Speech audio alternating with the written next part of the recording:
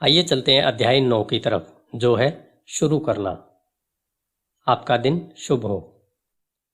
Rich dad poor dad. अध्याय 9, शुरू करना। काश ऐसा होता कि मैं कह सकता कि दौलत इकट्ठी करना मेरे लिए आसान रहा है, परंतु ऐसा नहीं था। तो इस सवाल के जवाब में मैंने किस तरह शुरू किया। मैं दिन प्रतिदिन के हिसाब से अपने विचार प्रक्रिया को बताना चाहता हूँ। बड़े सौदों को खोजना सचमुच आसान है। मैं आपसे यह वादा कर सकता हूँ, यह मोटरसाइकिल बेचने की तरह है। थोड़े से अभ्यास के बाद आपको इसका पता ही नहीं चलता। जब पैसे की बात आती है तो आप अगर संकल्प कर लें तो थोड़ी देर डगमगाने के बाद आप संभल जाते हैं। जिंदगी में एक बार आने वाले करोड़ों डॉलर के सौदों को खोजने के लिए हम में फाइनेंशियल प्रतिभा होना जरूरी है। मुझे भरोसा है कि हम सभी के भीतर एक फाइनेंशियल जीनियस होता है। अगर यह है कि हमारी फाइनेंशियल जीनियस सोया होता है और उसे जगाने की ज़रूरत होती है। यह सोया रहता है क्योंकि हमारी संस्कृति ने हमारे भीतर यह संस्कार डाल रखे हैं कि पैसे का मोह सभी बुराइयों की जड़ है। इस संस्कृति ने हमें प्रोफेशन सीखने के लिए तो प्रोत्साहित किया है ताकि हम पैसे के लिए काम कर सकें, परंतु हमें यह नहीं सिखाया कि पैसे से किस तरह अपने लिए काम करवाया जाए। इसने हमें अपनी फाइनेंशियल असफलता के बारे में चिंता न करना सिखाया है। जब हमारे काम के दिन खत्म होंगे तो सरकार या हमारी कंपनी हमारी जिम्मेदारी संभाल लेगी, परंतु इसके लिए हमारे बच्चों को पैसा चुकाना होगा जो उसी स्कूल सिस्टम से शिक्षित होते हैं। संदेश यह है कि कड़ी मेहनत करो, पैसा कमाओ और इसे खर्च कर दो। और अगर हमारे पास पैसा कम हो तो हम हमेशा कर्ज तो ले ही सकते हैं। दुर्भाग्य से पाश्चात्य समाज के 90% से ज़्यादा लोग इस सिद्धांत का पालन करते हैं, और ऐसा केवल इसलिए होता है क्योंकि नौकरी ढूंढना और पैसे के लिए काम करना ज़्यादा आसान होता है। अगर आप इस भीड़ में से एक नहीं हैं तो मैं आपके फाइनेंशियल जीनियस को जगाने के लिए नीचे लिखे 10 कदम दे सकता हूँ। मैं आपको केवल वही कदम बता रहा हूँ जिस पर मैं चला हूँ। अगर आप इसमें से कुछ पर चलना चाहते हैं तो बहुत अच्छा। अगर आप इन पर नहीं चलना चाहते तो आप खुद के कदम बना लें। आपका फाइनेंशियल जीनियस इतना स्मार्ट होता है कि आप अपनी खुद की सूची बना सकते हैं। जब मैं पेरू में था तो 45 वर्ष के सोने की खुदाई करने वाले से मैंने पूछा कि उसे इतना भरोसा क्यों है कि उसे सोने की खदान मिल जाएगी। उसने जवाब दिया, सोना तो हर जगह है, ज़्यादातर लोगों की आंखें इसे देख नहीं पाती। और मैं कहूँगा कि यह सच है। रियल एस्टेट में मैं बाहर जा सकता हूँ और 4 या 5 संभावना भरे सौदे कर सकता हूँ, जबकि औसत व्यक्ति बाहर जाकर खाली हाथ लौट सकता है। जबकि हम दोनों एक ही इलाके में जाते हैं। इसका कारण यह है कि उन्होंने अपने फाइनेंशियल जीनियस को विकसित करने के लिए समय नहीं दिया है। मैं आपको नीचे 10 कदम बता रहा हूँ जो ईश्वर द्वारा दी गई ताकतों को विकसित करने की प्रक्रिया है। ये ऐसी ताकतें हैं जिनका नियंत्रण केवल आप कर सकते हैं। नंबर 1, मुझे हकीकत से ज़्यादा बड़ा कारण चाहिए। आत्मा की शक्ति। अगर आप ज़्यादातर लोगों से पूछेंगे कि क्या वे अमीर या आर्थिक रूप से स्वतंत्र होना चाहेंगे तो वे हाँ कहेंगे, परंतु फिर हकीकत हावी हो जाती है। यह सड़क बहुत लंबी नजर आती है और इस पर बहुत सी टेकरियां भी दिखती हैं जिन्हें पार करना होगा। इसकी तुलना में यह ज़्यादा आसान लगता है कि आप पैसे के लिए काम करें और बचे हुए पैसे अपने ब्रोकर को दे दें। मैं एक बार एक युवा महिला से मिला जिसने अमेरिका की ओलंपिक टीम में तैरने के सपने देखे थे। हकीकत यह थी कि उसे हर रोज़ सुबह 4 बजे उठना पड़ता था ताकि स्कूल जाने से पहले वह 3 घंटे तक तैर सके। शनिवार की रात को वह अपने दोस्तों के साथ पार्टी में भी नहीं जाती थी। उसे हर एक की तरह पढ़ाई करके अपने परीक्षा परिणाम पर भी ध्यान देना होता था। जब मैंने उससे पूछा कि उसकी अति मानवीय महत्वाकांक्षा और बलिदान के पीछे क्या कारण है, तो उसने यही कहा, मैं इसे अपने लिए करती हूँ और उन लोगों के लिए जिनसे मैं प्रेम करती हूँ। प्रेम ही मुझे सभी बाधाओं और बलिदानों के लिए तैयार करता है। हम क्या चाहते हैं और हम क्यों नहीं चाहते, इनका तालमेल भी एक कारण या लक्ष्य हो सकता है। जब लोग मुझसे पूछते हैं कि अमीर होने की इच्छा के पीछे मेरा कारण क्या था, तो यह गहरी भावनात्मक इच्छाओं और अनिच्छाओं का संयोग है। मैं कुछ की सूची बताऊंगा।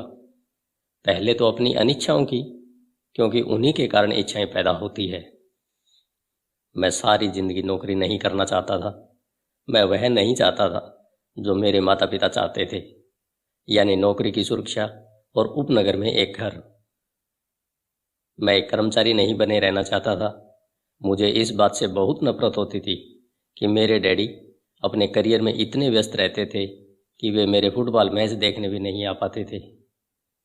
मेरे डैडी सारी जिंदगी कड़ी मेहनत करते रहे और सरकार ने उनकी मौत पर उनकी कमाई का ज़्यादातर हिस्सा ले लिया। मुझे इस बात से भी नफरत होती थी, अपनी मौत के बाद वे अपनी मेहनत की कमाई को अपने वारिसों के लिए नहीं छोड़ पाई। अमीर लोग ऐसा नहीं करते। वे कड़ी मेहनत करते हैं और अपने बच्चों के लिए ढेर सारा पैसा छोड़ जाते हैं। अब इच्छाओं की बात। मैं दुनिया घूमना चाहता हूँ और ज़िंदगी को मनचाहे तरीके से जीना चाहता हूँ। मैं ऐसा अपनी जवानी में ही कर लेना चाहता हूँ। मैं केवल आज़ाद होना और अपने समय और अपनी ज़िंदगी पर नियंत्रण करना चाहता हूँ। मैं चाहता हूँ कि पैसा मेरे लिए काम करे। ये मेरे गहरे भावनात्मक कारण हैं। आपके पास क्या कारण है? अगर वे पर्याप्त ताकतवर नहीं है तो रास्ते में आगे आने वाली हकीकत आपके कारणों पर हावी हो जाएगी। मैंने कई बार पैसा गंवाया है और कई बार फिर से शुरू किया है, परंतु चूंकि मेरे पास गहरे भावनात्मक कारण थे, इसलिए मैं हर बार उठ खड़ा हुआ और आगे बढ़ चला।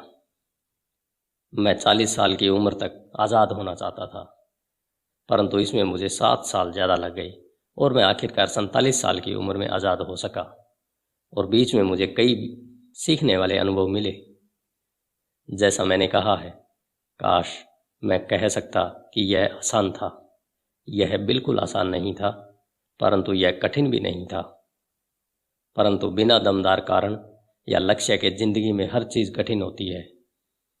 अगर आपके पास कोई दमदार कारण नहीं है तो आगे बढ़ने में कोई समझदारी नहीं है। इसमें बहुत ज़्यादा मेहनत लगेगी। नंबर 2, मैं हर दिन विकल्प चुनता हूँ। विकल्प चुनने की ताकत, यह मुख्य कारण होता है कि लोग एक आज़ाद देश में रहना चाहते हैं। हमें चुनने का अधिकार चाहिए। आर्थिक रूप से जब हमारे हाथ में एक भी डॉलर आता है तो यह हमारे हाथ में होता है कि हम भविष्य में अमीर, गरीब या मध्यम वर्गीय बनने का विकल्प चुनें। हमारे खर्च करने की आदतें बताती है कि हम कौन हैं। गरीब लोगों की खर्च करने की आदतें गरीबी की होती है। बचपन में मुझे यह फ़ायदा मिला कि मुझे लगातार मोनोपोली खेलना बहुत पसंद था। किसी ने मुझे यह नहीं बताया था कि मोनोपोली केवल बच्चों के लिए है, इसलिए बड़े होने के बाद भी मैं इसे खेलता रहा। मेरे पास एक अमीर डैडी भी थे जो मुझे संपत्ति और दायित्व में फ़र्क को समझाते रहे। तो बहुत समय पहले अपने बचपन में ही मैंने अमीर बनने का विकल्प चुना और मैं जानता था कि मुझे केवल इतना ही करना था, असली संपत्तियों को इकट्ठा करना था। मेरे सबसे अच्छे दोस्त माइक को संपत्ति वाला कॉलम विरासत में मिला था, परंतु उसे इसे बनाए रखना सीखना था। कई अमीर परिवार अपनी संपत्तियों को अगली पीढ़ी में सिर्फ इसलिए खो देते हैं क्योंकि उन संपत्तियों की देखरेख करने के लिए किसी को प्रशिक्षण नहीं दिया जाता। ज़्यादातर लोग अमीर न बनने का विकल्प चुनते हैं। 90% लोगों के लिए अमीर बनना बहुत झंझट का काम है, तो वे इस तरह की कहावतें ईजाद कर लेते हैं। पैसे में मेरी कोई रुचि नहीं है, या मैं कभी अमीर नहीं बनूंगा, या मुझे चिंता करने की ज़रूरत नहीं है, अभी तो मैं जवान हूँ, या मेरे पति या मेरी पत्नी फाइनेंशियल पहलू को संभालते हैं या संभालती हैं। इन वक्तव्यों के साथ समस्या यह है कि ये बोलने वाले से 2 चीज़ें लूट लेते हैं।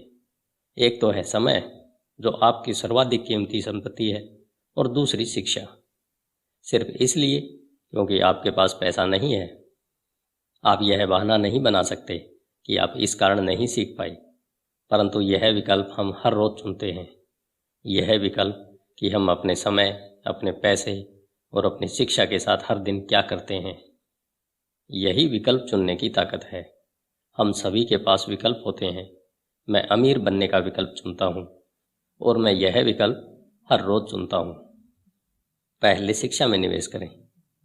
वास्तव में आपके पास जो इकलौती असली संपत्ति है वह है आपका दिमाग, जो आपका सबसे शक्तिशाली यंत्र है। जैसा मैंने विकल्प की ताकत के बारे में कहा है कि हम अपने दिमाग में क्या रखते हैं। आप सारा दिन MTV देख सकते हैं या गोल्फ मैगजीन पढ़ सकते हैं या सिरेमिक की क्लास में जा सकते हैं या फाइनेंशियल प्लानिंग की क्लास में जा सकते हैं। विकल्प आप चुनते हैं। ज़्यादातर लोग बस निवेश खरीदते हैं, परंतु इससे पहले निवेश के बारे में ज्ञान हासिल करने के लिए ज़रा भी पैसा खर्च नहीं करते। मेरी एक मित्र है जो एक अमीर महिला है। अभी हाल ही में उसके घर पर चोरी हो गई। चोर उसके घर से टीवी और VCR ले गई और उसकी किताबें जैसी की तैसी छोड़ गई। और हम सभी के पास इसी तरह के विकल्प मौजूद होते हैं। एक बार फिर दोहरा दूं, 90% लोग टीवी सेट खरीदते हैं और केवल 10% लोग बिजनेस पर पुस्तकें या निवेश पर टेप खरीदते हैं। और मैं क्या करता हूँ? मैं सेमिनार में जाता हूँ। मैं ऐसे सेमिनारों को पसंद करता हूँ जो कम से कम 2 दिन लंबे हों, क्योंकि मैं विषय में पूरी तरह डूब जाना चाहता हूँ। 1973 में मैं टीवी देख रहा था और एक व्यक्ति मेरे घर आया। वह 3 दिन से सेमिनार का विज्ञापन कर रहा था कि किस तरह पैसे न होते हुए भी रियल एस्टेट खरीदी जा सकती है। मैंने $385 खर्च किए और उस सेमिनार की शिक्षा मेरे इतने काम आई कि मैंने उससे कम से कम $20 लाख कमाए होंगे। परंतु इससे भी ज़्यादा महत्वपूर्ण यह है कि इससे मुझे नया जीवन मिला। मुझे ज़िंदगी भर काम नहीं करना पड़ेगा और इसका कारण होगा वह एक सेमिनार। मैं हर साल कम से कम 2 ऐसे सेमिनारों में जाता हूँ।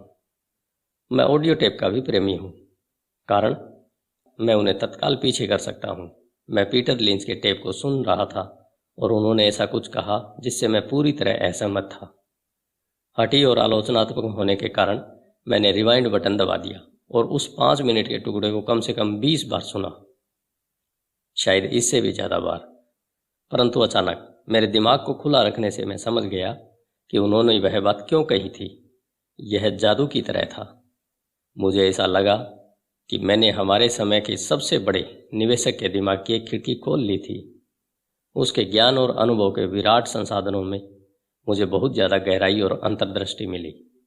इसका परिणाम यह हुआ कि मैं अब भी अपने पुराने तरीके से सोच सकता हूँ और मेरे पास उसी समस्या या स्थिति को देखने का पीटर का तरीका भी मौजूद होता है। मेरे पास एक विचार होने के बजाय 2 विचार होते हैं। किसी भी समस्या या प्रवृत्ति के विश्लेषण का एक और तरीका, जिसे जानना बहुमूल्य है। आज मैं अक्सर कहता हूँ, पीटर लिंच इसे किस तरह करेगा, या डोनाल्ड ट्रंप या वारेन बफे या जॉर्ज सोरोस। मेरे पास उनकी वृहद मानसिक ताकत तक पहुँचने का रास्ता यही है कि मैं उनकी कही हुई बातों को सुनूं या उनकी लिखी हुई बातों को पढ़ूं। जिद्दी या आलोचनात्मक लोग प्राय कम आत्मसम्मान करने वाले होते हैं, जो खतरे उठाने से डरते हैं। अगर आप कुछ नया सीखते हैं तो अपने सीखे हुए ज्ञान को पूरी तरह से समझने के लिए आपको कुछ गलतियां भी करनी पड़ती है। अगर आपने यहाँ तक पढ़ लिया है तो एक बात तो तय है कि आप जिद्दी नहीं हैं। जिद्दी लोग पुस्तकें कम ही पढ़ते हैं या टेप कम ही खरीदते हैं। उन्हें इसकी क्या ज़रूरत है? वे ब्रह्मांड के केंद्र बिंदु हैं। ऐसे बहुत से बुद्धिमान व्यक्ति होते हैं जिनके सामने कोई नया विचार आने पर वे वाद विवाद करने लगते हैं, अगर वह नया विचार उनके सोचने के तरीके से अलग होता है। इस प्रकरण में उनकी तथाकथित बुद्धि उनकी हठधर्मिता के साथ मिलकर अज्ञान बन जाती है।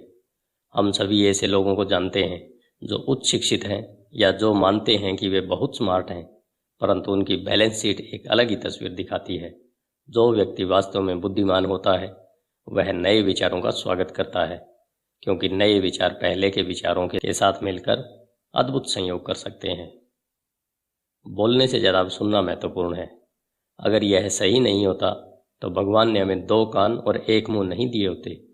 बहुत से लोग अपने मुंह से सोचते हैं और सुनते समय नए विचारों तथा संभावनाओं को समझने की कोशिश ही नहीं करते।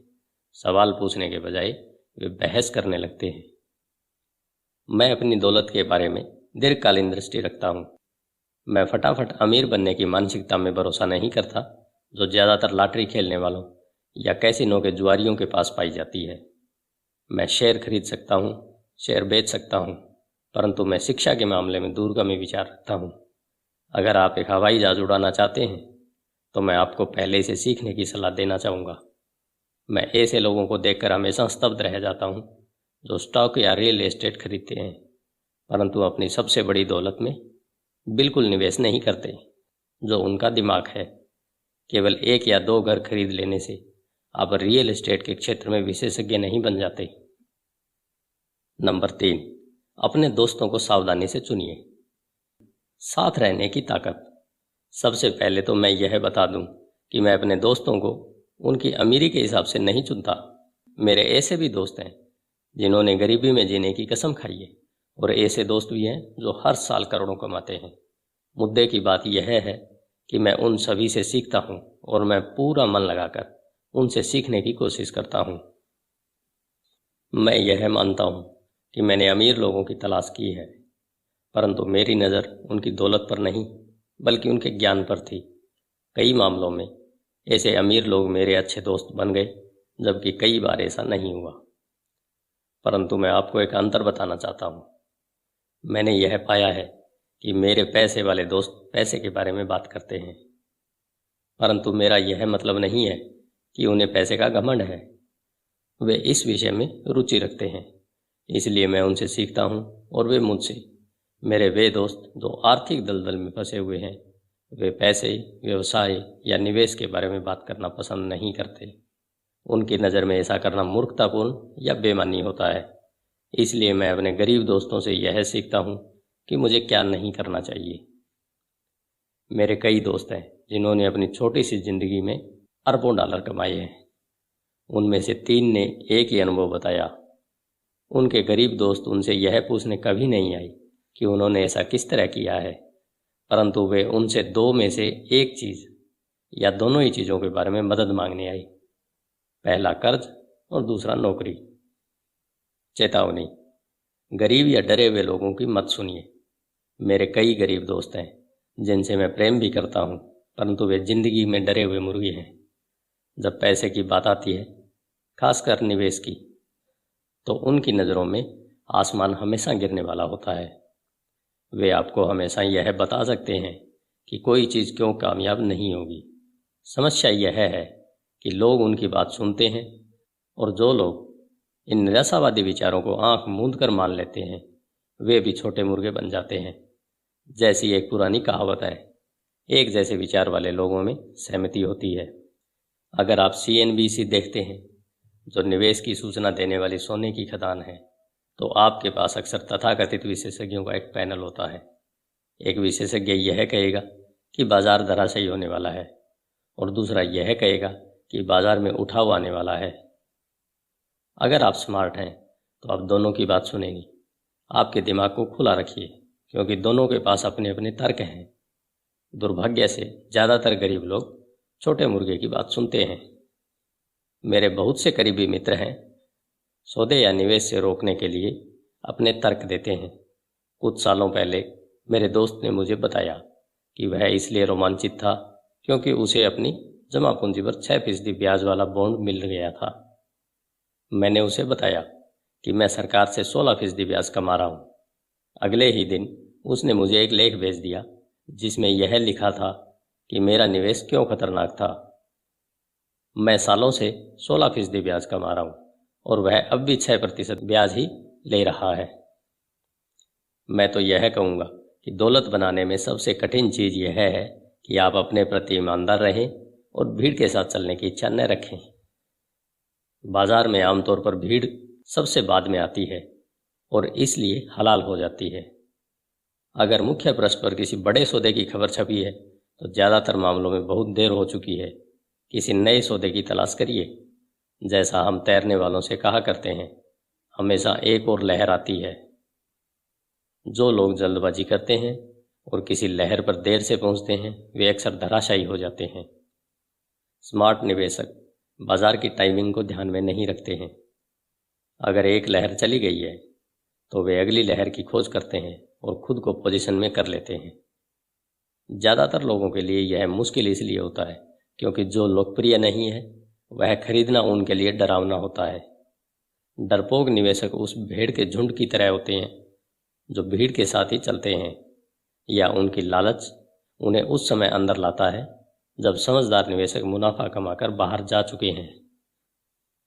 समझदार निवेशक उस समय शेयर खरीदते हैं जब यह लोकप्रिय नहीं होता। वे जानते हैं कि वे खरीदते समय मुनाफा कमाते हैं, बेचते समय नहीं। वे धीरज से इंतजार करते हैं। जैसा मैंने कहा, वे मार्केट की टाइमिंग को ध्यान में नहीं रखते हैं। किसी तैरने वाले की तरह वे भी अगली बड़ी लहर के लिए खुद को पोजीशन कर लेते हैं। यह इनसाइडर ट्रेडिंग या अंदरूनी सौदेबाजी है। इनसाइडर ट्रेडिंग कानूनी और गैर कानूनी दोनों तरह की होती है, परंतु किसी भी तरह से देखें यह इनसाइडर ट्रेडिंग ही है। फर्क सिर्फ इतना होता है कि आप अंदर से कितनी दूरी पर हैं। अंदरूनी जानकारी रखने वाले अमीर दोस्तों को बनाए रखने का एक कारण यह भी होता है क्योंकि पैसा यहीं बनाया जाता है। यह सूचना के आधार पर बनाया जाता है। आप अगले उछाल के बारे में जान लेते हैं, प्रवेश कर लेते हैं और अगले गिराव के पहले बाहर निकल जाते हैं। मैं यह नहीं कहता कि इसे गैर कानूनी तरीके से करें, परंतु मैं यह जरूर कहता हूँ कि आपको जानकारी जितनी जल्दी मिलेगी आप उतने ही कम खतरे में उतना ही ज़्यादा लाभ कमा पाएंगे। दोस्त इसलिए होते हैं और यही फाइनेंशियल बुद्धि है। नंबर 4, किसी फार्मूले के विशेषज्ञ बन जाइए और फिर एक और नया फार्मूला सीख लीजिए। जल्दी सीखने की ताकत। ब्रेड बनाने के लिए हर बेकर का एक फार्मूला होता है, चाहे वह उसके दिमाग में ही क्यों न हो। यही पैसा बनाने के बारे में भी सही है। इसलिए धन को अक्सर डो भी कहा जाता है। हम में से ज़्यादातर लोगों ने यह कहावत सुनी है, आप वह है जो आप खाते हैं। मैं इसी कहावत को दूसरी तरह से कहना चाहूँगा। मैं कहता हूँ, आप वह बनते हैं जो आप पढ़ते हैं। दूसरे शब्दों में, आप सावधान रहें कि आप क्या पढ़ रहे हैं या क्या सीख रहे हैं, क्योंकि आपका दिमाग इतना ज़्यादा ताकतवर है कि आप जिस चीज़ के बारे में सीखेंगे आप वही बन जाएंगे। उदाहरण के तौर पर, अगर आप कुकिंग सीखते हैं तो आप कुक बन जाते हैं। अगर आप कुक नहीं बनना चाहते हैं तो आपको कोई और विषय पढ़ना चाहिए। जैसा एक स्कूल टीचर शिक्षण का अध्ययन कर लेने के बाद आप अक्सर शिक्षक बन जाते हैं, और इसी तरह सिलसिला जारी रह सकता है। अपने अध्ययन के विषय को सावधानी से चुनें। जब पैसे की बात आती है तो ज़्यादातर लोगों के पास वही एक मूलभूत फार्मूला होता है जो उन्हें स्कूल में सिखाया जाता था, और वह फार्मूला है पैसे के लिए काम करो। संसार में सबसे ज़्यादा लोकप्रिय फार्मूला यही है। इसके कारण हर दिन करोड़ों लोग सुबह उठते हैं और काम पर जाते हैं, पैसे कमाते हैं, बिल चुकाते हैं, चेकबुक को बैलेंस करते हैं, कुछ म्यूचुअल फंड खरीद लेते हैं और फिर से काम पर चले जाते हैं। यही उनका मूलभूत फार्मूला या नुस्खा है। अगर आप जो कर रहे हैं उससे आप थक गए हैं या आप पर्याप्त नहीं कमा रहे हैं तो आपको अपने पैसे बनाने के फार्मूले को बदल लेना चाहिए। बहुत समय पहले जब मैं 26 साल का था, मैंने सप्तांत की एक कक्षा में भाग लिया जिसका शीर्षक था किस तरह रियल एस्टेट फोरक्लोजर्स को खरीदें। मैंने एक फार्मूला सीख लिया। अगला कदम था अपने सीखे हुए सिद्धांत को असली जीवन में आजमाना। यहाँ पर ज़्यादातर लोग रुक जाते हैं। 3 सालों तक जब मैं जेरॉक्स के लिए काम कर रहा था, मैं खाली समय में फोरक्लोजर्स को खरीदने की कला में पारंगत होने की कोशिश कर रहा था। मैंने उस फार्मूले से कई करोड़ डॉलर बनाए हैं, परंतु आज यह बहुत धीमा फार्मूला है और फिर भी बहुत से लोग इसका प्रयोग कर रहे हैं। एक बार मैं उस फार्मूले का विशेषज्ञ बन गया तो मैं नए फार्मूले की खोज करने लगा। कई कक्षाओं में मुझे कोई नई जानकारी सीधे रूप से नहीं मिली, परंतु मैंने हमेशा कुछ न कुछ नया जरूर सीखा। मैंने ऐसी बहुत सी कक्षाओं में भाग लिया है जो केवल डेरिवेटिव सौदेबाजों के लिए आयोजित की गई थी, और वस्तुओं के ऑप्शन सौदेबाजों के लिए तथा अराजकवादियों के लिए आयोजित कक्षाओं में भी मैं गया हूँ। मैं अपने दायरे से पूरी तरह बाहर पहुँच गया था और एक ऐसे कमरे में था जहाँ परमाणु भौतिकी और स्पेस साइंस के विशेषज्ञों की भीड़ थी, परंतु मैंने वहाँ बहुत कुछ सीखा जिससे मेरा स्टॉक और रियल एस्टेट निवेश ज़्यादा अर्थपूर्ण और फायदेमंद बन गया। ज़्यादातर जूनियर कॉलेजों और सामुदायिक कॉलेजों में फाइनेंशियल प्लानिंग या पारंपरिक निवेश को खरीदने के तरीकों पर कक्षाएं आयोजित की जाती हैं। शुरुआत करने के लिए यह बहुत अच्छी जगह है। तो मैं हमेशा एक ज़्यादा तेज़ फार्मूले की खोज करता रहता हूँ। इसी कारण नियमित रूप से मैं एक दिन में जितना कमा लेता हूँ उतना कमाने में कई लोगों की पूरी ज़िंदगी लग जाती है। एक और बात, आज की तेज़ी से बदल रही दुनिया में आप कितना जानते हैं यह ज़्यादा महत्वपूर्ण नहीं रह गया है, क्योंकि प्राय आज आप जितना जानते हैं वह पुराना हो चुका है। महत्वपूर्ण यह है कि आप कितनी तेज़ी से सीखते हैं। यह कला अनमोल है। ज़्यादा तेज़ फार्मूले ढूंढने में यह बहुत काम आती है। पैसे के लिए कड़ी मेहनत करना एक पुराना फार्मूला है जो गुफा मानव के ज़माने से पैदा हुआ था। नंबर 5, खुद को सबसे पहले वेतन दें। खुद पर अनुशासन की ताकत। अगर आप खुद पर काबू नहीं रख पाते तो अमीर बनने की कोशिश भी न करें। आपको इससे पहले मरीन कॉर्प्स या किसी धार्मिक संस्था में जाना चाहिए ताकि आपको खुद पर काबू रखना आ जाए। इस बात का कोई मतलब नहीं है कि निवेश करें, पैसा कमाएं और उसे फूंक दें। खुद पर अनुशासन की कमी के कारण ही करोड़ों डॉलर की लॉटरी जीतने वाले लोग जल्द ही दिवालिया हो जाते हैं। यह खुद पर अनुशासन की कमी ही है जिससे तनख्वाह बढ़ने पर लोग तत्काल बाजार जाकर नई कार खरीद लेते हैं या विदेश यात्रा पर निकल जाते हैं। यह कहना कठिन है कि 10 कदमों में कौन सा सबसे ज़्यादा महत्वपूर्ण है, परंतु सभी कदमों में से इस कदम की विशेषज्ञता सबसे कठिन है। अगर यह आप में पहले से ही मौजूद न हो, मैं तो यह भी कहना चाहूँगा कि खुद पर अनुशासन की कमी ही वह सबसे बड़ा कारण है जो लोगों को 3 समुदायों में बांटता है: अमीर, गरीब और मध्यम वर्ग। सीधे तरीके से कहें कि जिन लोगों में आत्मविश्वास कम होता है और जो फाइनेंशियल दबावों को ज़्यादा सहन नहीं कर पाते, वे कभी अमीर नहीं बन सकते। और कभी नहीं का मतलब होता है कभी नहीं। जैसा मैंने पहले बताया था, मैंने अपने अमीर डैडी से यह सबक सीखा था कि दुनिया आपको इधर उधर धकेलेगी। दुनिया लोगों को इधर उधर धकेलती है तो इसलिए नहीं क्योंकि बाकी लोग गुंडे होते हैं, बल्कि इसलिए कि आप में आंतरिक नियंत्रण और अनुशासन की कमी होती है। जिन लोगों में आंतरिक सहन शक्ति की कमी होती है वे अक्सर उन लोगों के शिकार हो जाते हैं जिनमें आत्म अनुशासन होता है। मैं जिन व्यावसायिक कक्षाओं में पढ़ाता हूँ वहाँ मैं लोगों को लगातार यह याद दिलाता हूँ कि वे अपने सामान या सेवा पर अपना ध्यान केंद्रित न करें, बल्कि मैनेजमेंट की कला पर अपना ध्यान केंद्रित करें। अपना खुद का व्यवसाय शुरू करने के लिए 3 सर्वाधिक महत्वपूर्ण मैनेजमेंट दक्षताएं हैं। नंबर 1, कैश फ्लो का मैनेजमेंट। नंबर 2, लोगों का मैनेजमेंट। नंबर 3, व्यक्तिगत समय का मैनेजमेंट। मैं यह कहूँगा कि ये तीनों दक्षताएं केवल व्यवसाय शुरू करने वालों के लिए ही नहीं बल्कि सभी काम करने वालों के लिए है। ये तीनों आपकी जीवन शैली में महत्वपूर्ण भूमिका निभाती हैं। व्यक्ति के रूप में, परिवार के सदस्य के रूप में, व्यवसाय में, किसी धार्मिक संगठन में, शहर या देश में। ये सभी दक्षताएं आत्मानुशासन को साधने से बढ़ जाती हैं। मैं खुद को सबसे पहले भुगतान करें सिद्धांत को हल्केपन से नहीं लेता। जॉर्ज क्लासेन की पुस्तक the richest man in Babylon में खुद को सबसे पहले भुगतान करें का वक्तव्य सबसे पहले आया है। इस पुस्तक की करोड़ों प्रतियां बिक चुकी हैं। हालांकि करोड़ों लोग इस जबरदस्त जुमले को दोहराते हैं, पर बहुत कम लोग ही इस सलाह का पालन करते हैं। जैसा मैंने कहा है, फाइनेंशियल साक्षरता अक्सर पढ़ने की योग्यता देती है और अंक कहानी बता देते हैं। किसी व्यक्ति के इनकम स्टेटमेंट और बैलेंस शीट देखकर मैं तत्काल यह देख सकता हूँ कि जो लोग खुद को सबसे पहले भुगतान करें के सिद्धांत का राग अलापते रहते हैं, वे दरअसल इसका कितना पालन करते हैं। एक चित्र 1000 शब्दों के बराबर होता है। तो एक बार फिर हम ऐसे लोगों के फाइनेंशियल स्टेटमेंट की तुलना करें जो खुद को सबसे पहले भुगतान करते हैं और जो ऐसा नहीं करते। चित्रों का अध्ययन कीजिए और देखिए कि क्या आप कुछ अंतर पकड़ सकते हैं।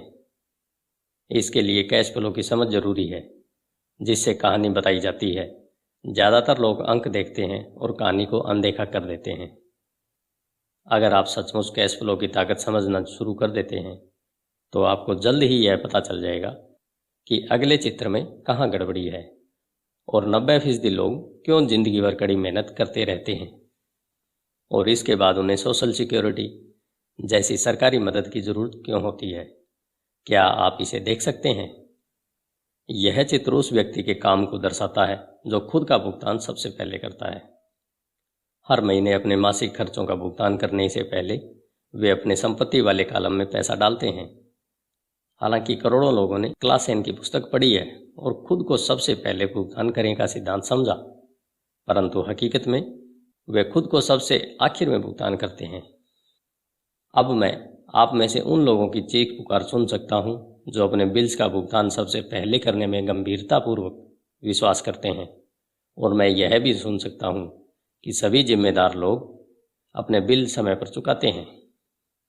मैं यह नहीं कहता कि आप गैर जिम्मेदार हो जाएं या अपने बिल का भुगतान न करें। मैं सिर्फ यह कहता हूं कि आप वही करें जो यह पुस्तक आपको सिखाती है, यानी खुद को सबसे पहले पैसा दें। और पिछला चित्र इसी सिद्धांत का सही लेखांकन चित्र है, जबकि बाद में आने वाला चित्र पूरी तरह से गलत है। मेरी पत्नी और मेरे पास कई बुक कीपर्स, अकाउंटेंट्स और बैंकर हैं, जिन्हें शुरू में इस खुद को सबसे पहले पैसा दे सिद्धांत से बहुत समस्या होती थी।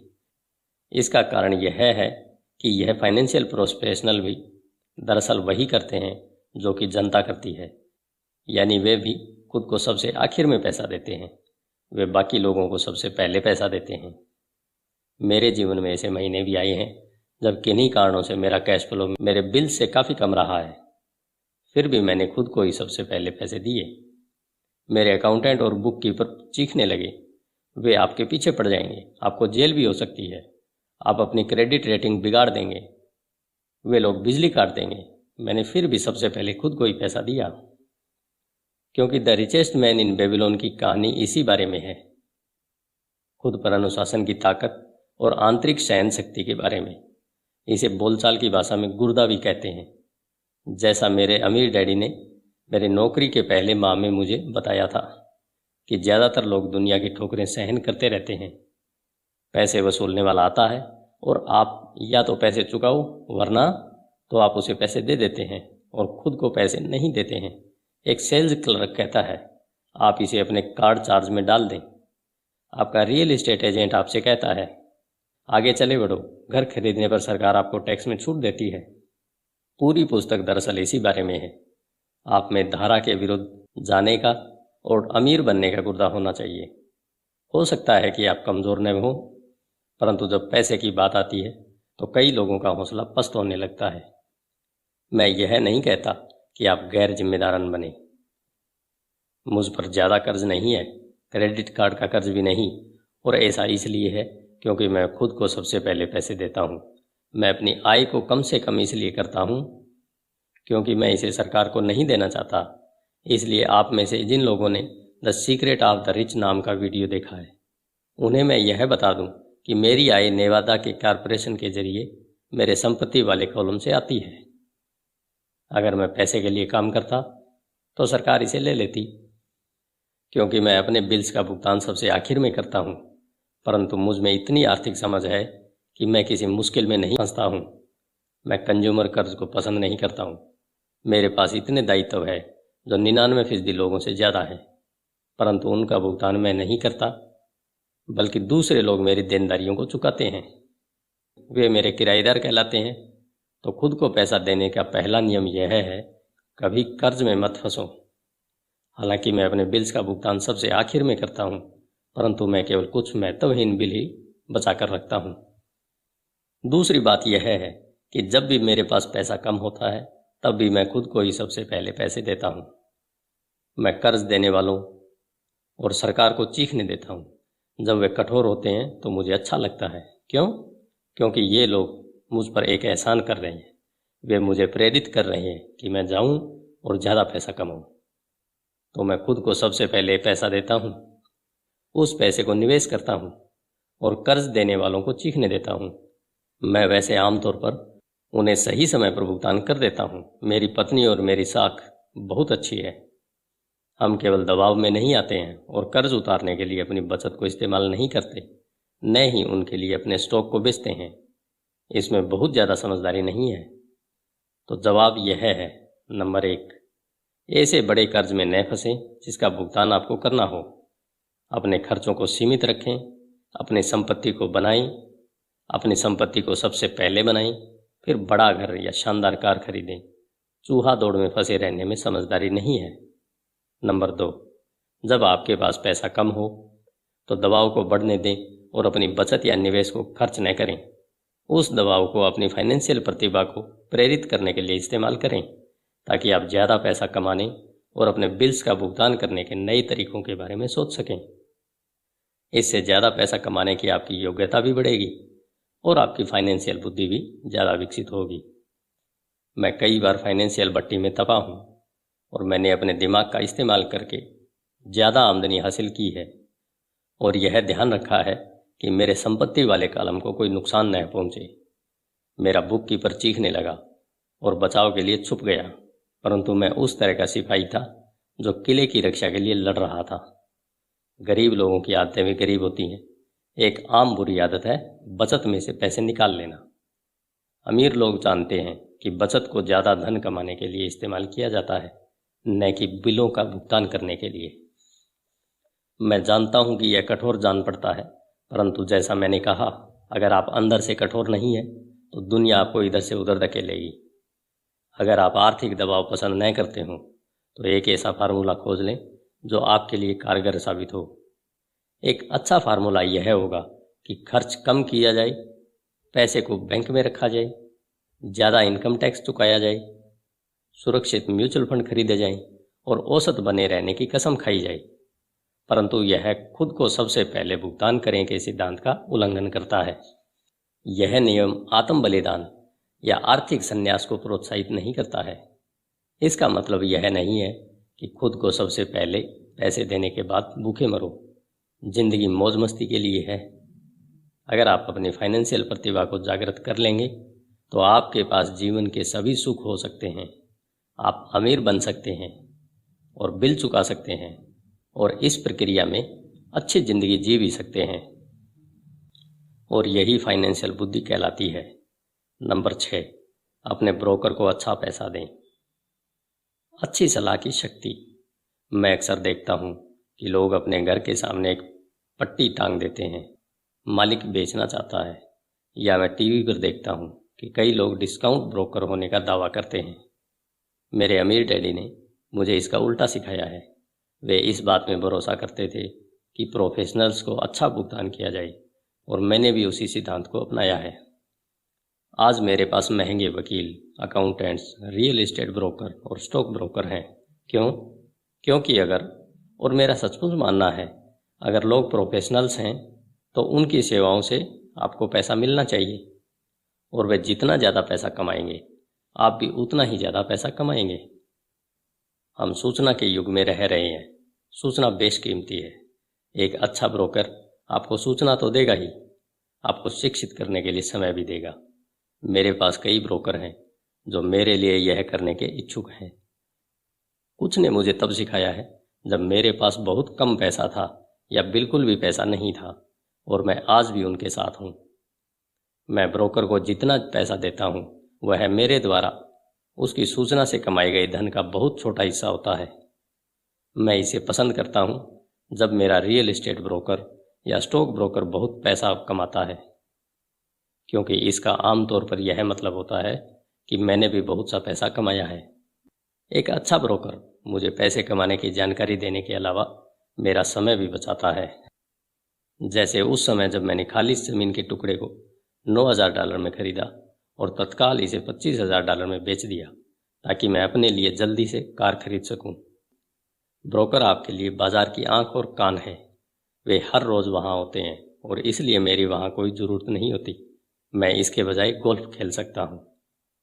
इसके अलावा जो लोग खुद ही अपना घर बेचते हैं उनके लिए खुद के समय की कोई खास कीमत नहीं होती। मैं कुछ पैसे बचाने के चक्कर में अपना समय क्यों खराब करूं, जबकि इस समय को मैं ज़्यादा पैसा कमाने या अपने अंतरंग लोगों के साथ बिताने में इस्तेमाल कर सकता हूं। मुझे यह बहुत मज़ेदार लगता है कि इससे ज़्यादा गरीब और मध्यम वर्गीय लोग रेस्तरां में खराब सर्विस के बावजूद 15 से 20% टिप देते हैं और ब्रोकर को 3 से 7% देने में आनाकानी और शिकायत करते हैं। वे खर्च वाले कॉलम के लोगों को टिप देते हैं और संपत्ति वाले कॉलम के लोगों को टिप देने से कतराते हैं। यह आर्थिक समझदारी नहीं है। सभी ब्रोकर एक जैसे नहीं होते। दुर्भाग्य से ज़्यादातर ब्रोकर सेल्समैन होते हैं। मैं तो यह कहूँगा कि रियल एस्टेट के सेल्समैन सबसे बुरे होते हैं, परंतु उनके पास खुद बहुत कम या बिल्कुल भी रियल एस्टेट नहीं होता। घर बेचने वाले ब्रोकर और निवेश बेचने वाले ब्रोकर में बहुत बड़ा अंतर होता है।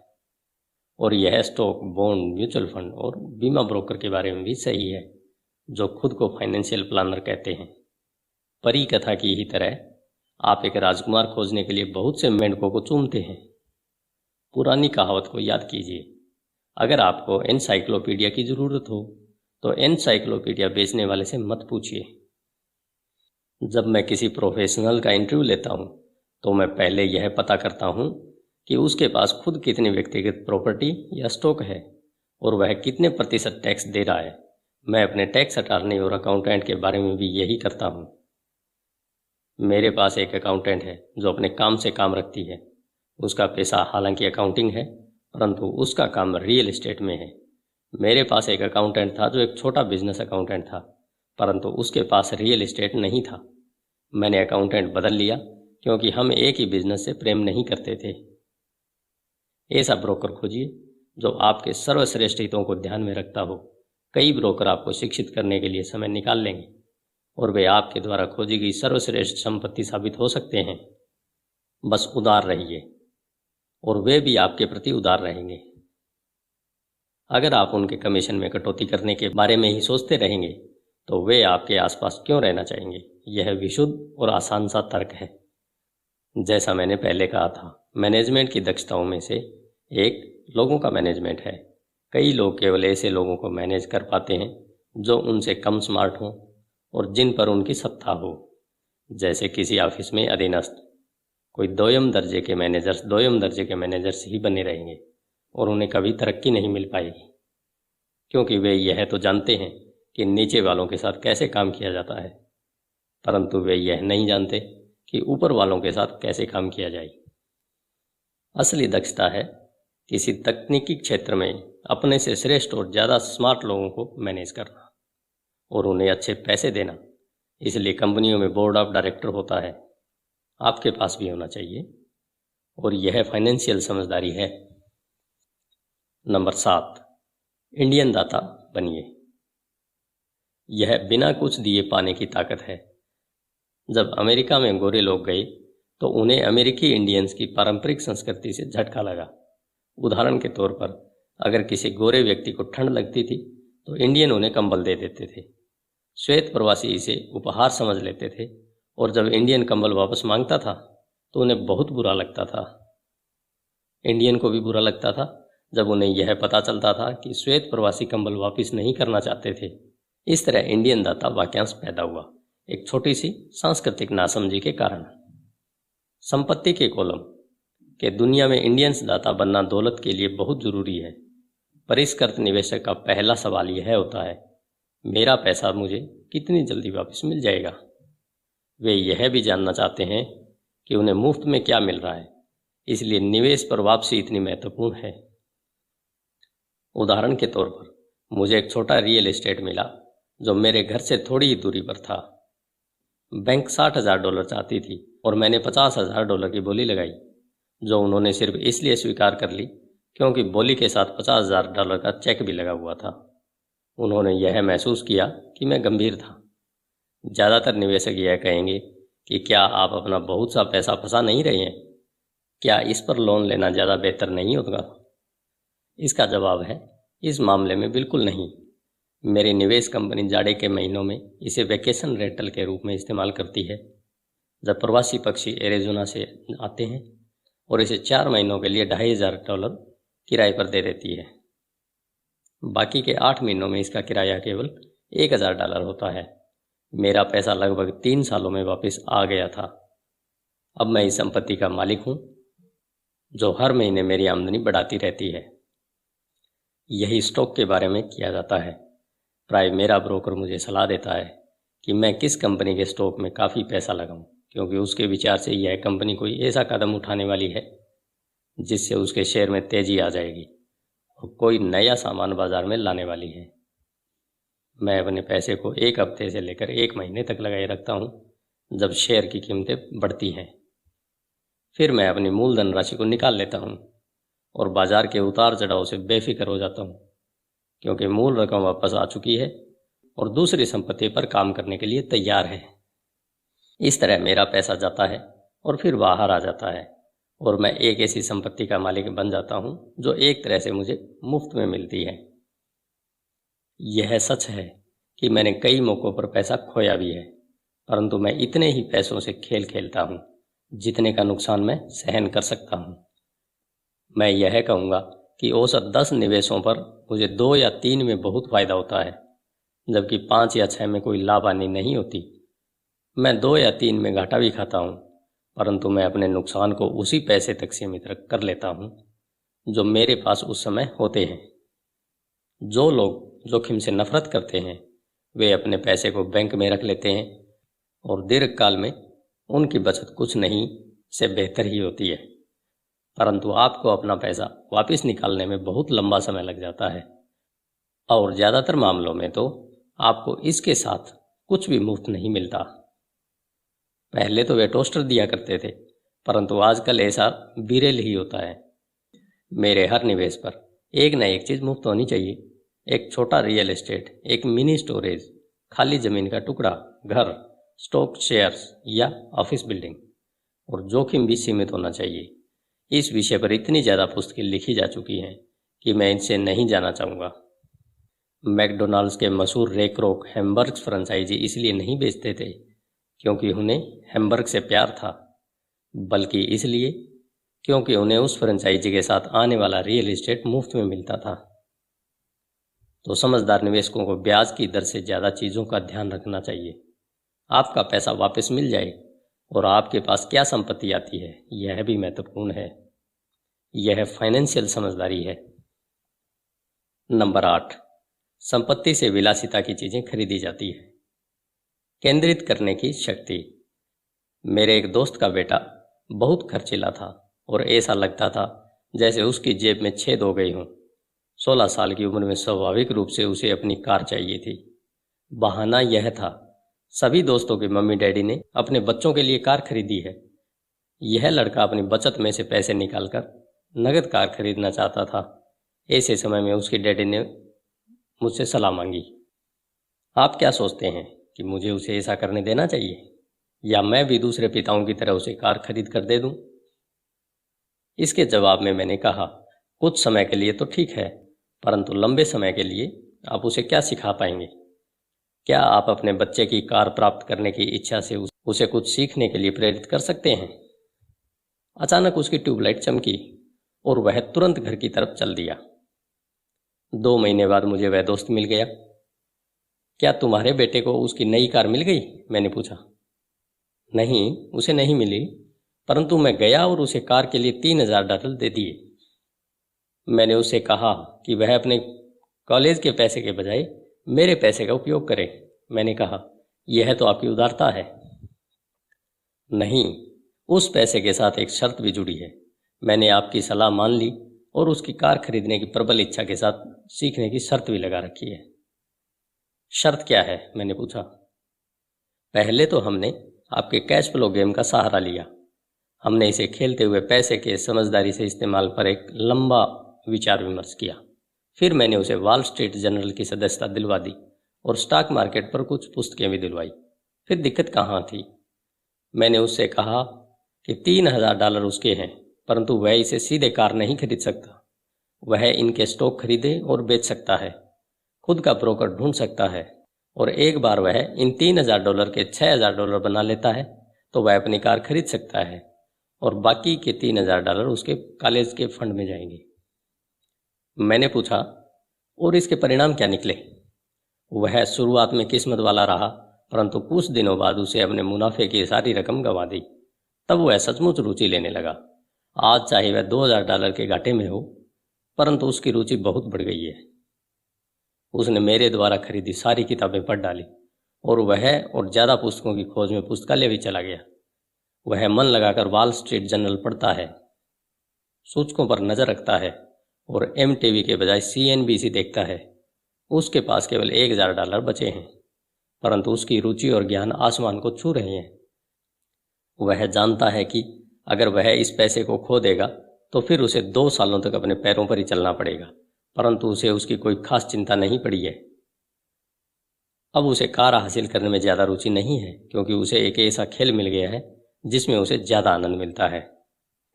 क्या होगा अगर वह सारा पैसा हार जाता है? मैंने पूछा। जब होगा तब देखा जाएगा। मैं तो चाहूँगा कि वह अभी सारा पैसा हार जाए, बजाय इसके कि वह हमारी उम्र में आकर सारा पैसा हारे। और इसके अलावा मैं तो यह मानता हूँ कि उसकी शिक्षा पर खर्च किए गए यह सर्वश्रेष्ठ $3000 थे। जो वह सीख रहा है वह जिंदगी भर उसके काम आएगा, और वह पैसे की ताकत का सम्मान करना भी सीख गया है।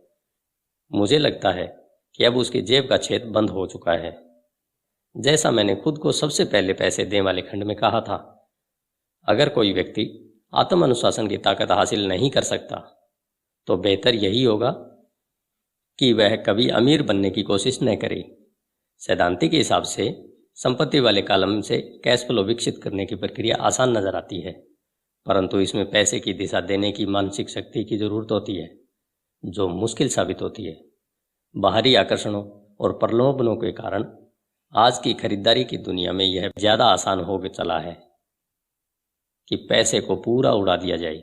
कमज़ोर मानसिक शक्ति के कारण ही वह पैसा सबसे कम प्रतिरोध वाले रास्ते पर बह जाता है। यही गरीबी और आर्थिक संघर्ष का कारण है। मैंने फाइनेंशियल समझदारी का यह आंकड़ों का उदाहरण इसलिए दिया ताकि पैसे से ज़्यादा पैसे कमाने की योग्यता को जाना जा सके। अगर हम 100 लोगों को साल के शुरू में $10,000 दे दें तो साल के अंत में क्या होगा? 80 के पास कुछ भी नहीं बचेगा। वास्तव में कई तो ज़्यादा कर्ज में दबे होंगे, क्योंकि उन्होंने नई कार, फ्रिज, टीवी, VCR या छुट्टियों के लिए नगद पैसा दिया होगा। 16 ने उस $10,000 को 5 से 10% बढ़ाया होगा, और 4 ने इसे $20,000 या लाखों डॉलर तक बढ़ाया होगा।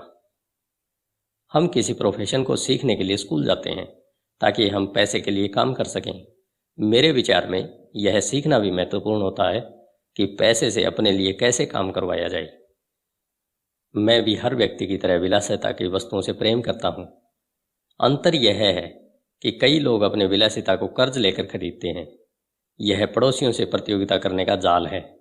जब मैं कार खरीदना चाहता था तब आसान रास्ता यही था कि मैं अपने बैंकर को बुलाकर लोन ले लेता, परंतु मैंने दायित्व वाले कॉलम को बढ़ाने के बजाय संपत्ति वाले कॉलम पर ध्यान केंद्रित रखा।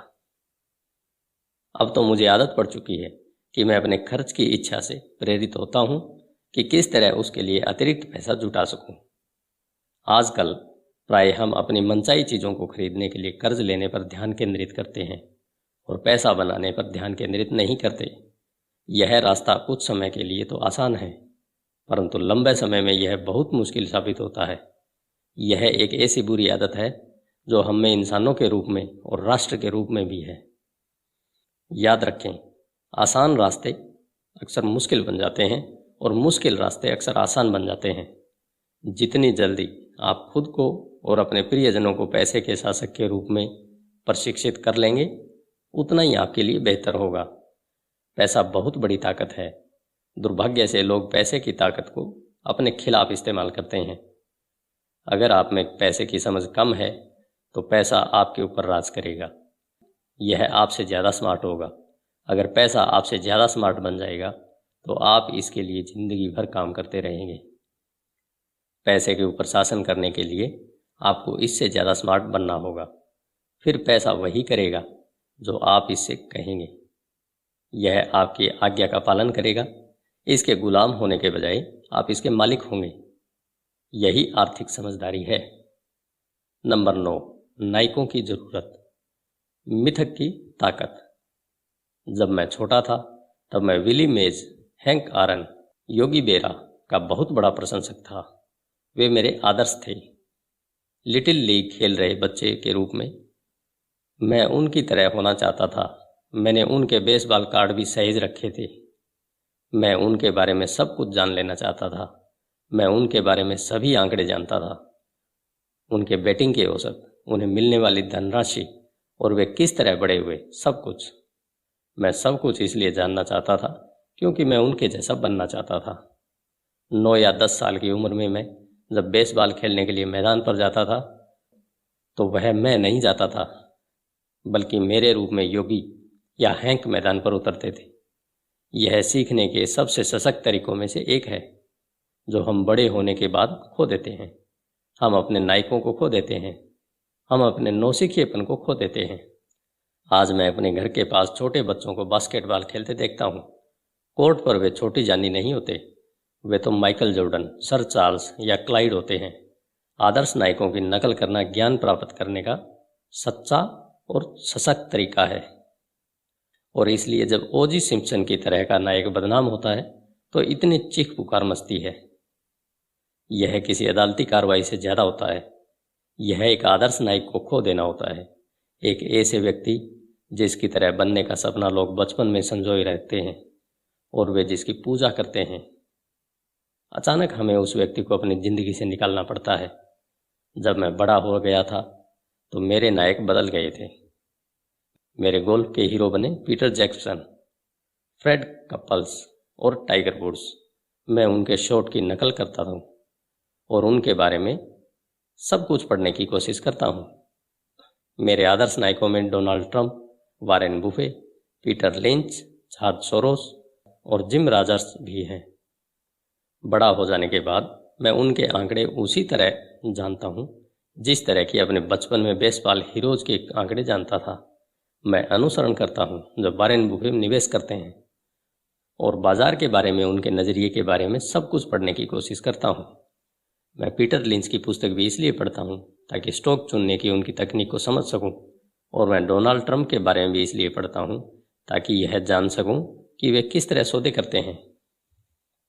जिस तरह मैदान पर बेसबॉल के लिए बैटिंग करते जाते समय मैं खुद की भूमिका में नहीं होता था, उसी तरह जब मैं बाजार में उतरता हूँ या मैं कोई सौदा करता हूँ तो मैं अवचेतन रूप से ट्रंप की बहादुरी का अभिनय करता हूँ।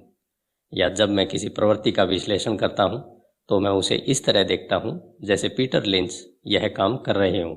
आदर्श नायक होने से हम अपनी कच्ची प्रतिभा के वृहद स्रोत का दहन करते हैं, परंतु आदर्श नायक हमें प्रेरित करने से भी ज़्यादा बड़ा काम करते हैं। वे चीज़ों को ज़्यादा आसान बना देते हैं। चीज़ें आसान देखने के कारण हम भी उन्हीं की तरह बनना चाहते हैं। अगर वे ऐसा कर सकते हैं तो मैं भी यही कर सकता हूँ। जब निवेश की बात आती है तो ज़्यादातर लोग इसे बहुत कठिन समझते हैं। इसके बजाय उन्हें आदर्श नायकों की तलाश करना चाहिए जो इन्हें आसान बना देते हैं। नंबर 10, सिखाओ और आपको हासिल होगा। देने की शक्ति। मेरे दोनों डैडी शिक्षक थे। मेरे अमीर डैडी ने मुझे ऐसा सबक सिखाया जो मेरे साथ ज़िंदगी भर चल रहा है, और वह सबक था परोपकार करना या देना। मेरे पढ़े लिखे डैडी ने अपने समय और ज्ञान द्वारा दूसरों को बहुत दिया, परंतु शायद ही कभी अपना पैसा दिया हो। जैसा मैं बता चुका हूँ, वे सामान्यतः कहा करते थे कि वे तभी देंगे जब उनके पास कुछ अतिरिक्त धन होगा, और उनके पास कभी भी अतिरिक्त धन नहीं होता था। मेरे अमीर डैडी ने पैसा भी दिया और शिक्षा भी। वे देने के सिद्धांत में पक्का यकीन रखते थे। अगर आपको कुछ चाहिए तो आपको पहले कुछ देने की ज़रूरत है। वे हमेशा कहा करते थे जब उनका हाथ तंग होता था तब भी वे अपनी चर्च या अपनी पसंदीदा धार्मिक संस्था को दान देते थे। अगर मैं आपके पास कोई विचार छोड़ना चाहता हूँ तो वह विचार यही होगा, जब भी आपको किसी चीज़ की कमी या ज़रूरत महसूस हो तो पहले उस चीज़ को दे दें, बाद में वह बाल्टियों से भरकर आपके पास लौट आएगी। यह पैसा, मुस्कुराहट, प्रेम, दोस्ती सभी के बारे में सही है। मैं जानता हूँ कि कोई भी व्यक्ति ऐसा नहीं करना चाहेगा, परंतु मैंने ऐसा किया है और इसके फायदे भी उठाए हैं। मैं विश्वास करता हूँ कि आदान प्रदान का सिद्धांत सही है, और इसलिए मैं वही चीज़ देता हूँ जो मैं पाना चाहता हूँ। मुझे पैसा चाहिए, इसलिए मैं पैसे देता हूँ, और यह कई गुना होकर मेरे पास वापस आ जाता है। मैं बिक्री बढ़ाना चाहता हूँ, इसलिए मैं किसी और व्यक्ति की कुछ बेचने में मदद कर देता हूँ और मेरी बिक्री बढ़ जाती है। मैं संपर्क बढ़ाना चाहता हूँ तथा मैं किसी और की संपर्क बढ़ाने में मदद कर देता हूँ और जादू की तरह मेरे भी संपर्क बढ़ जाते हैं। मैंने सालों पहले एक कहावत सुनी थी, ईश्वर को कुछ नहीं चाहिए पर इंसानों को देना चाहिए। मेरे अमीर डैडी अक्सर कहा करते थे, गरीब लोग अमीरों से ज़्यादा लालची होते हैं। उन्होंने इसे समझाते हुए कहा कि अगर कोई व्यक्ति अमीर है तो वह व्यक्ति दूसरों द्वारा चाही गई कुछ चीज़ दे रहा है। मेरे जीवन में मेरे तमाम वर्षों में जब भी मैंने पैसे की कमी या ज़रूरत महसूस की है तो मैंने पहले तो अपने दिल को टटोला है कि मैं क्या चाहता हूँ और फिर इसे देने का फैसला किया है, और जब मैंने दिया है तो यह हमेशा मेरे पास वापस लौटा है। यह मुझे उस व्यक्ति की कहानी याद दिलाता है जो जाड़े की ठंडी रात में लकड़ियां लेकर बैठा है और पास में ही धीमे धीमे जल रहे स्टोव पर चिल्ला रहा है, जब तुम मुझे गर्मी दोगे तब मैं कुछ लकड़ियां अंदर डालूंगा।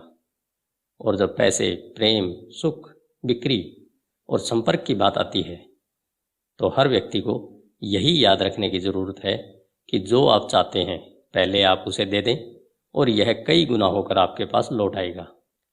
बहुधा केवल यही सोचने की प्रक्रिया से भी कि मैं क्या चाहता हूँ और इसे किसी और को किस तरह दे सकता हूँ, मेरे अंदर उदारता का ज्वर आने लगता है।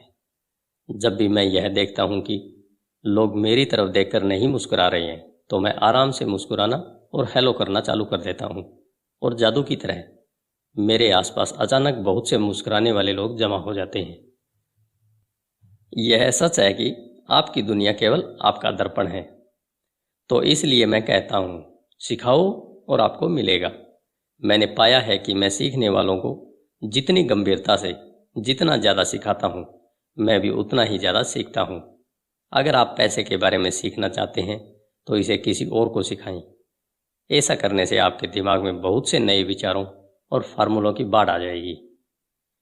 ऐसे भी समय आए हैं जब मैंने दिया है और कुछ भी वापस नहीं लौटाया, या जो मुझे मिला वह मैं नहीं चाहता था, परंतु करीबी जांच और आत्म अवलोकन से मुझे पता चला कि उन मामलों में मैं देने के लिए नहीं दे रहा था बल्कि पाने के लिए दे रहा था। मेरे डैडी ने शिक्षकों को सिखाया और वे एक मास्टर टीचर बन गए। मेरे अमीर डैडी ने युवा लोगों को अपना बिजनेस करने का तरीका सिखाया। मैं पीछे पलट कर देखता हूँ कि यह सीखने वालों की अपने ज्ञान के प्रति उदारता ही थी जिसके कारण वे ज़्यादा स्मार्ट बन गए। इस दुनिया में ऐसी ताकतें हैं जो हमसे ज़्यादा स्मार्ट हैं। आप वहाँ खुद अपने दम पर पहुँच सकते हैं, परंतु उन ताकतों की मदद से वहाँ पहुँचना ज़्यादा आसान होता है। आपको बस इतना ही करना है कि आप उदार हों और वे ताकतें भी आपके प्रति उदार होंगी। धन्यवाद।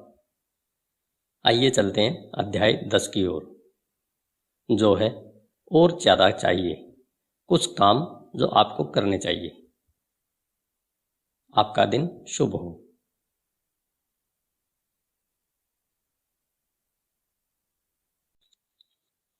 रिच डैड पुअर डैड अध्याय 10। और ज़्यादा चाहिए, कुछ काम जो आपको करने चाहिए। हो सकता है कि कई लोग मेरे 10 कदमों से संतुष्ट न हों। उनकी नज़र में यह फिलॉसफी ज़्यादा है और इसमें काम की बातें कम हैं। मैं यह मानता हूँ कि फिलॉसफी भी उतनी ही महत्वपूर्ण है जितने की काम की बातें। ऐसे कई लोग हैं जो सोचने के बजाय करना चाहते हैं, और ऐसे लोग भी हैं जो सोचते हैं परंतु करते कुछ नहीं है। मैं यही कहूँगा कि मैं दोनों प्रकार के लोगों का संयोग हूँ। मैं नए विचारों को पसंद करता हूँ और मैं काम करना भी पसंद करता हूँ। तो उन लोगों के लिए जो किस तरह शुरू करें के बारे में कुछ मार्गदर्शक बातें जानना चाहते हैं, मैं संक्षेप में कुछ ऐसी बातें बताऊंगा जो मैं करता हूँ। आप जो कर रहे हैं वह करना बंद कर दें। दूसरे शब्दों में, अवकाश लें और यह आकलन करें कि कौन सी चीज़ काम आ रही है और कौन सी चीज़ काम नहीं आ रही है। पागलपन की परिभाषा यही है कि आप वही चीज़ करते चले जाएं और अलग परिणाम की अपेक्षा करें। जो सफल नहीं हो रहा है वह करना बंद कर दें और कुछ नया करने की खोजें। नए विचारों की तलाश करें। नए निवेश के विचारों के लिए मैं किताब की दुकान में जाता हूँ और अलग अलग तथा अनूठे विषयों पर पुस्तकें ढूंढता हूँ। मैं उन्हें फार्मूलों का नाम देता हूँ। मैं कैसे करें पुस्तकें उस फार्मूले के लिए खरीदता हूँ जिसके बारे में मैं कुछ भी नहीं जानता। उदाहरण के लिए, मैंने एक किताब की दुकान में जोएल मास्कोविट्ज की पुस्तक द 16% सॉल्यूशन देखी। मैंने वह पुस्तक खरीदी और पढ़ डाली। तत्काल काम करें। अगले बुधवार को मैंने बिल्कुल वही किया जो पुस्तक में कहा गया था। मैंने हर कदम पुस्तक के अनुसार उठाया था। वकीलों के ऑफिसों या बैंक में मैंने रियल एस्टेट के सौदों के साथ भी यही किया है। ज़्यादातर लोग तत्काल कदम नहीं उठाते, या वे एक तरह से इस बात का इंतज़ार करते हैं कि कोई आएगा और उन्हें बताएगा कि उनके द्वारा सीखा गया नया फार्मूला गलत है और उसका अनुसरण करना बिल्कुल बेकार है। मेरे पड़ोसी ने मुझे बताया कि मेरा 16% का फार्मूला क्यों बेकार है। बहरहाल, मैंने उसकी बात पर इसलिए ध्यान नहीं दिया क्योंकि उसने कभी ऐसा करके नहीं देखा था। किसी ऐसे आदमी को खोजें जिसने वह किया हो जो आप करना चाहते हैं। उन्हें लंच पर ले जाएं, उनसे टिप्स लें, बिजनेस की बारीकियां समझें। अपने 16% के प्रमाण पत्रों के लिए मैं काउंटी टैक्स ऑफिस गया और मैंने वहां पर काम करने वाले सरकारी कर्मचारियों को खोजा। मैंने यह पाया कि वह भी इनमें निवेश करती है। तत्काल ही मैंने उसे लंच का न्योता दे दिया। उसने रोमांचित होकर मुझे यह समझा दिया इसे कैसे करना है और उसने अपना पूरा ज्ञान मेरे सामने परोस दिया। लंच के बाद उसने पूरे दिन मुझे वह जगहें दिखाई जहां मैं इस तरह का सौदा कर सकता था। अगले दिन तक मैंने उसकी मदद से 2 बड़ी जायदादों को पा लिया था और मैं तब से उन पर 16% की दर से ब्याज कमा रहा हूँ। मुझे पुस्तक पढ़ने में 1 दिन लगा, कदम उठाने में 1 दिन लगा, लंच में 1 घंटा लगा और 2 बड़े सौदे करने में केवल 1 दिन लगा। कक्षाओं में भाग लें और टेप खरीदें। मैं अखबारों में नई और रोचक कक्षाओं की खबर रोजाना खोजता रहता हूँ। इनमें से कई तो मुफ्त होती है या उनकी फीस बहुत कम होती है। मैं जो सीखना चाहता हूँ उस विषय पर मैं महंगे सेमिनारों में भी जाता हूँ। मैं इसलिए अमीर हूँ और मुझे इसलिए नौकरी करने की कतई ज़रूरत नहीं है क्योंकि मैंने इस तरह के पाठ्यक्रमों में भाग लिया है।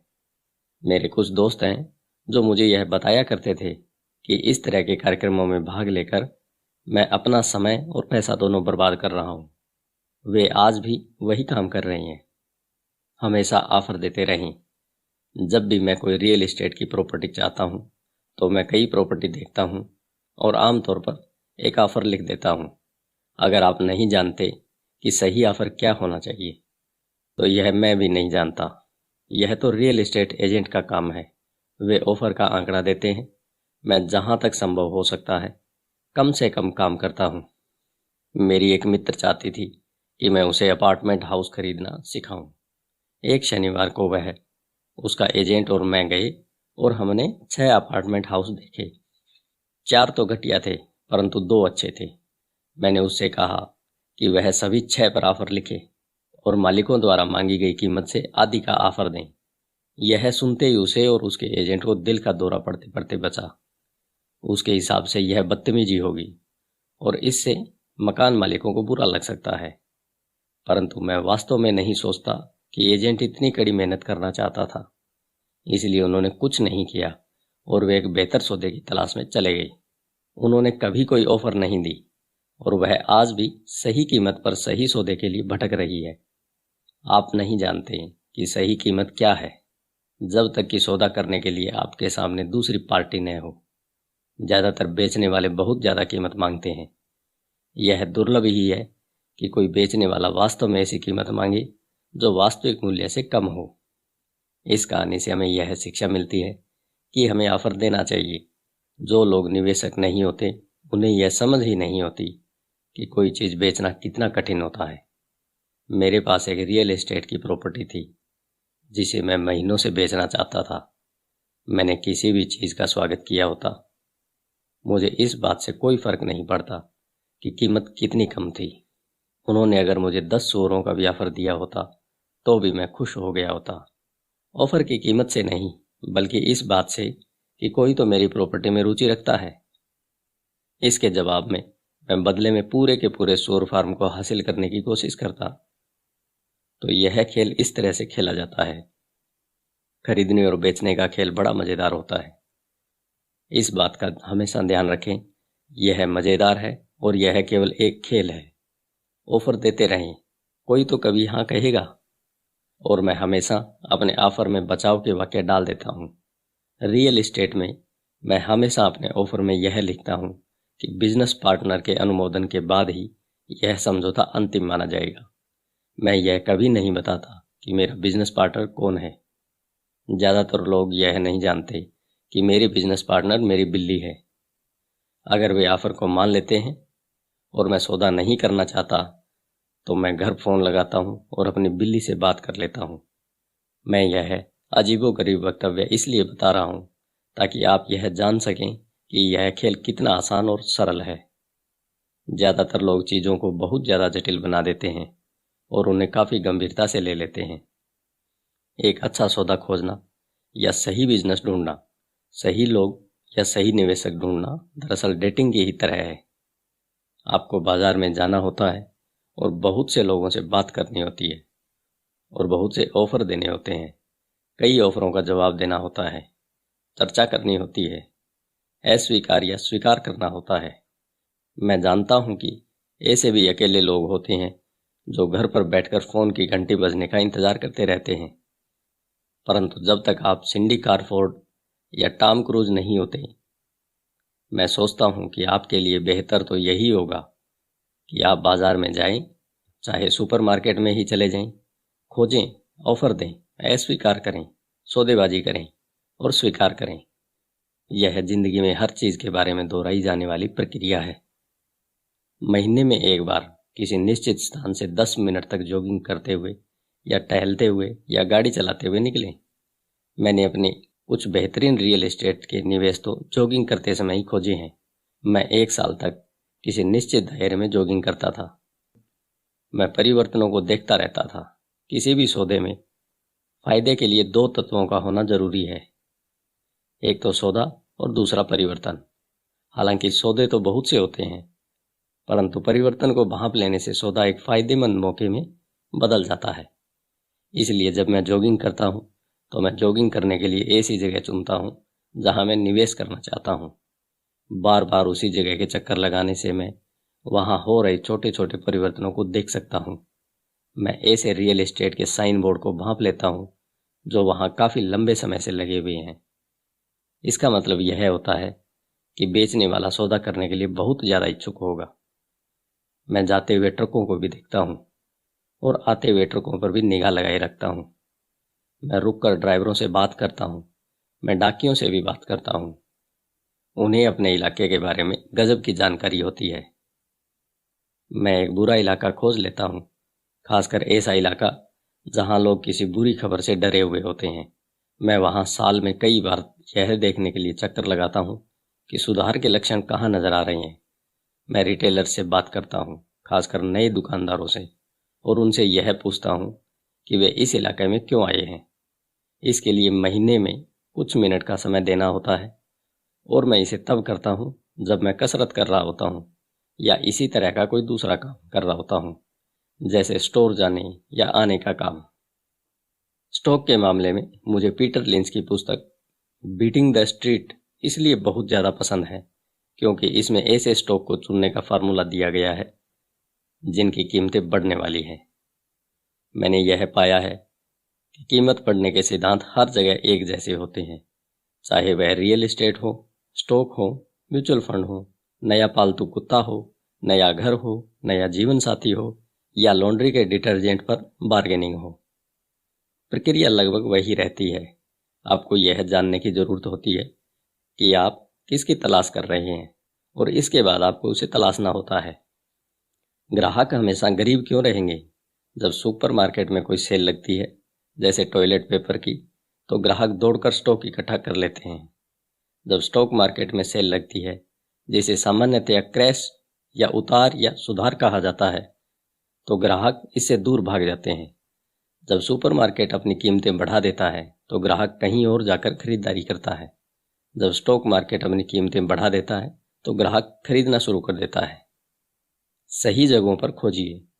मेरे पड़ोसी ने कंडोमिनियम $1,00,000 में खरीदा।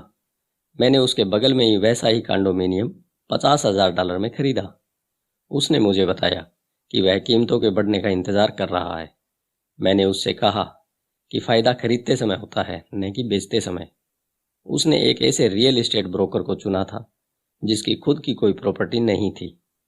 मैंने एक बार बैंक के फोरक्लोजर डिपार्टमेंट की मदद ली थी। मैंने एक कक्षा में $500 की फीस देकर यह सीखा था कि ऐसा कैसे किया जा सकता है। मेरे पड़ोसी का विचार था कि रियल एस्टेट में निवेश की कक्षा के लिए $500 की फीस बहुत महंगी थी। उसने कहा कि उसके पास न तो इतने पैसे हैं, न ही समय, इसलिए अब वह कीमत बढ़ने का इंतजार कर रहा है। मैं पहले तो उन लोगों की तलाश करता हूँ जो खरीदना चाहते हैं, फिर मैं उस व्यक्ति को ढूंढता हूँ जो बेचना चाहता है। मेरा एक दोस्त एक प्लॉट ढूंढ रहा था। उसके पास पैसा था, परंतु उसके पास समय नहीं था। मैंने भी ढूंढना चालू किया और मुझे अपने दोस्त की जरूरत से बड़ा टुकड़ा मिल गया। मैंने इसे एक विकल्प के साथ जोड़ दिया। अपने दोस्त को फ़ोन किया और उसे इसका ऑफर दिया। उसे ज़मीन का छोटा टुकड़ा चाहिए था, इसलिए मैंने उसकी ज़रूरत का टुकड़ा उसे बेच दिया और ज़मीन खरीद ली। ज़मीन का बाकी बचा टुकड़ा मैंने मुफ्त में ही अपने पास रख लिया। इस कहानी से हमें यह शिक्षा मिलती है कि केक खरीदो और उसे टुकड़ों में बांट दो। ज़्यादातर लोग अपनी हैसियत के मुताबिक सामान की खोज करते हैं, इसलिए ये कम सामान की ज़्यादा कीमत चुकाते हैं। छोटे विचार वाले लोगों को बड़े अवसर नहीं दिखते। इसलिए अगर आप ज़्यादा अमीर बनना चाहते हैं तो पहले तो बड़े विचारों को सोचना शुरू कीजिए। दुकानदार ज़्यादा सामान खरीदने वालों को डिस्काउंट देते हैं और वे केवल ऐसा इसलिए करते हैं क्योंकि ज़्यादातर व्यवसायी ज़्यादा खर्च करने वाले लोगों को पसंद करते हैं। अगर आप कम खर्च भी करते हो तो भी आपको हमेशा बड़े विचार को ही सोचना चाहिए। जब मेरी कंपनी को कंप्यूटर खरीदने थे तो मैंने अपने बहुत से दोस्तों से फ़ोन पर पूछा कि क्या उन्हें भी कंप्यूटर खरीदना है। हम सब मिलकर कई डीलरों के पास गए और एक बढ़िया सौदा कर लिया। क्योंकि हमें बहुत से कंप्यूटर खरीदने थे, मैंने यही शेयरों के साथ भी किया। छोटे लोग हमेशा छोटे ही रहेंगे क्योंकि उनकी सोच छोटी है। या तो अकेले ही काम करें या फिर काम ही न करें। इतिहास से सीखें। स्टॉक एक्सचेंज की सभी बड़ी कंपनियां छोटी कंपनियों के रूप में शुरू हुई थी। कर्नल सैंडर्स तब तक अमीर नहीं हुए थे जब तक 60 साल की उम्र में उन्होंने अपना सब कुछ नहीं गंवा दिया था। बिल गेट्स 30 साल से भी कम उम्र में दुनिया के सबसे अमीर लोगों में से एक हैं। सक्रियता हमेशा निष्क्रियता को हरा देती है। अवसर पहचानने के लिए केवल कुछ ही चीजें हैं जो मैं करता आया हूं और अब भी कर रहा हूं। इनमें से सबसे महत्वपूर्ण शब्द है किया और करो। जैसा इस पुस्तक में कई बार दोहराया जा चुका है, संपत्ति के पुरस्कार को पाने से पहले आपको सक्रिय होना पड़ेगा। तो काम पर जुट जाएं अभी से ही। धन्यवाद। आइए चलते हैं उपसंहार की तरफ। केवल $7,000 में ही कॉलेज की शिक्षा। आपका दिन शुभ हो।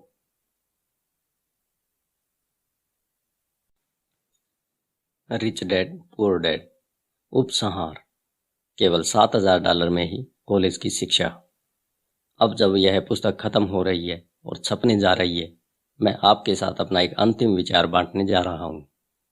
इस किताब को लिखने का खास कारण लोगों को यह सिखाना था कि किस तरह पैसे की समझ से जिंदगी की सामान्य समस्याओं को सुलझाया जा सकता है। वित्तीय प्रशिक्षण के बिना हम उन्हीं घिसे पिटे फार्मूलों के सहारे जिंदगी काट देते हैं, जैसा कड़ी मेहनत करो, बचाओ, उधार लो और बहुत ज़्यादा टैक्स चुकाओ। आज हमें ज़्यादा समझदारी की ज़रूरत है। मैं नीचे दी हुई कहानी को एक ऐसी आर्थिक समस्या के अंतिम उदाहरण के रूप में प्रस्तुत कर रहा हूँ जिससे कई युवा परिवार आज जूझ रहे हैं। आप अपने बच्चों के लिए किस तरह अच्छी शिक्षा का इंतजाम कर सकते हैं और अपने खुद के रिटायरमेंट के लिए पैसा इकट्ठा कर सकते हैं। इसी लक्ष्य की प्राप्ति के लिए कड़ी मेहनत के बजाय वित्तीय बुद्धि का प्रयोग किस तरह किया जा सकता है, यह इसी का उदाहरण है। मेरा एक दोस्त एक दिन अपना दुखड़ा रो रहा था कि 4 बच्चों की कॉलेज की शिक्षा के लिए पैसों की बचत करना कितना कठिन था। वह हर महीने एक म्यूचुअल फंड में $300 जमा कर रहा था और अब तक उसके पास $12,000 जमा कर लिए गए थे। उसे अपने बच्चों को कॉलेज भेजने के लिए $4 लाख की जरूरत थी। उसके पास इसे जमा करने के लिए 12 साल थे, क्योंकि उसका सबसे बड़ा बच्चा तब 6 साल का था। यह 1991 की बात थी और उस समय फिनिक्स का रियल एस्टेट बाजार दुर्दशा में था। लोग बाग अपना घर बार बेचने में लगे थे। मैंने अपने सहपाठी को सुझाया कि उसके पास म्यूचुअल फंड में जो पैसा जमा है उसके कुछ हिस्से में वह एक घर खरीद ले।